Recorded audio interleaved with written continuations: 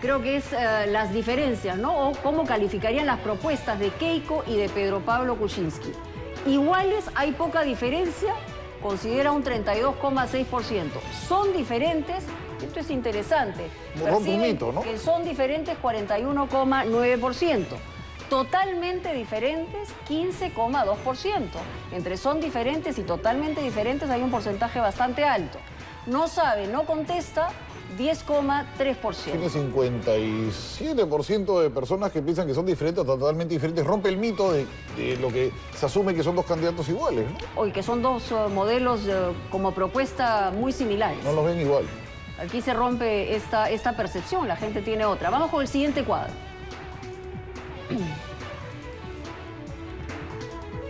Las principales diferencias entre Keiko Fujimori y Pedro Pablo Kuczynski. Las diferencias son experiencia de gobierno, eso es Kuczynski me parece, 30,3, equipo de gobierno 25,6, programas sociales 19,6, combate a la corrupción 19,8.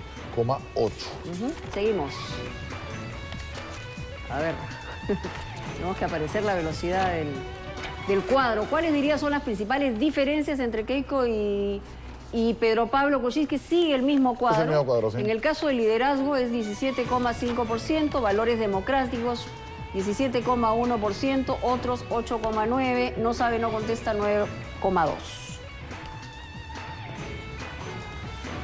Esto ha sido el de, imagino que el de Kuczynski. En general, lo que considera en percepción, digamos, qué cosa... sugiriendo a través de la tarjeta lo que pueda vincular uno y otro, ¿no? ¿Qué candidato cumple mejor con las siguientes características? Más respetado es Kuczynski con 57,6 frente a 47,1 de Keiko Fujimori. Más querido, 50,3 Kuczynski contra 53,6 de Keiko Fujimori. Plan claro para gobernar, 49,1 PPK contra 46,2 de Keiko. Candidato de empresarios, 63,5 PPK, 41,2 Keiko. Candidatos que menos tienen... Se refiere a los más pobres, ¿no? O sea, son los que... De los que menos tienen, ¿no? Refraseemos. Candidatos de los que menos tienen, de los más pobres. Keiko ahí le gana con 47,4 frente a 30,9. Y claro, con los empresarios es una dicotomía, ¿no? Son distintos. Vamos a la siguiente, que esta pregunta es bien interesante porque cambiaría todo el panorama en una eventual segunda vuelta. Si en la primera vuelta Julio Guzmán, no hubiera sido excluido de las elecciones, ¿habría o no votado por él?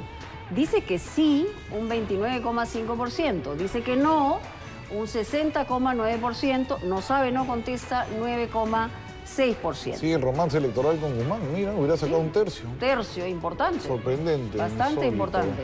Para él, además, eventualmente para lo que considere hacer durante los próximos 5 años. Curioso, ¿no? Curioso, sí. Keiko Fujimori es elegida presidenta, tendrá mayoría en el Congreso. ¿Qué le parece esto? Bueno, 35,2. Malo, 38,2. Indiferente, 19,6. No sabe, no contesta, 7%. Mira, entre bueno e indiferente hace un porcentaje importante. También se refleja en el 38,2 malo de alto, malo, casi 40. que es muy alto, que es uno de los, digamos, talones de Aquiles, probablemente en lo que podría aparecer como fortaleza en una ocasión distinta, si no fuera Keiko Fujimori. ¿Está o no de acuerdo con la propuesta de Keiko de que la policía regrese al sistema de 24x24? De acuerdo. Está 43,5%, en desacuerdo 36%.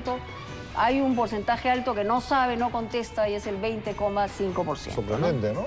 Sí. Y tenemos el último cuadro de esta encuesta de GFK. ¿Cree que por haber ocupado el cargo de primera dama, Keiko Fujimori tiene responsabilidad por los delitos ocurridos durante el gobierno de Alberto Fujimori y su padre? Sí, 31,3%. No, 60,3%. No sabe, no contesta, 8,4%. Muy bien. Un tercio. No. En fin, vamos a conversar sobre este tema porque la verdad que está apretadísimo este resultado. Es el que más impacto pueda tener porque están prácticamente besándose. Claro. Hernán, nuevamente bienvenido. ¿Cómo está? Buenas noches, Hernán. ¿Qué tal? ¿Cómo estás? Y esto, como decíamos antes de comenzar el programa, es de infarto, ¿no? Sí, la verdad que es una situación que, bueno, la verdad que está manteniendo lo que eran las encuestas que se hacían antes de la primera vuelta. Exacto. Donde siempre se veía un empate técnico. Ahora ya, claro, los números están tan pegados que es difícil que alguien diga que no es empate técnico, pero normalmente con un margen de error de 2.5 o 2.4, que suelen ser las encuestas, tiene que haber 4 puntos o más, la verdad 5 de diferencia, 5 para estar seguros. Para que uno hable de diferencia. Todo este affair con Kenji y el viaje de PPK, ¿se registran aquí? No. A ver, la encuesta ha sido justo en esos días. Ya. Pero yo ya he visto en otros momentos a nivel de opinión pública que pasan dos cosas. Uno, que hay sucesos que ocurren y no es que haya necesariamente una reacción inmediata, ¿no? Pasan ciertos días, comienzan a generarse polémicas, corrientes y recién la encuesta capta eso. O sea, una cosa es lo que aparece en medios y luego la formación de la opinión, digamos, claro, toma sus días, ¿no? Y que va dependiendo, pero toma sus días.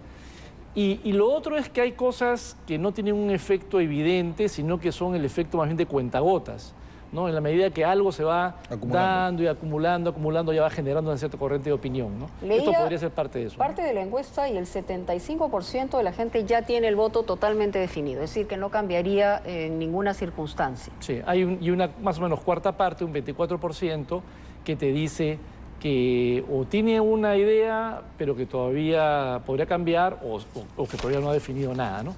Que es parecido a lo que era una semana antes de la votación. O sea, hay una cuarta parte todavía, ¿no? Terminar esa pregunta es, ¿qué características, digamos, podría tener este 24%?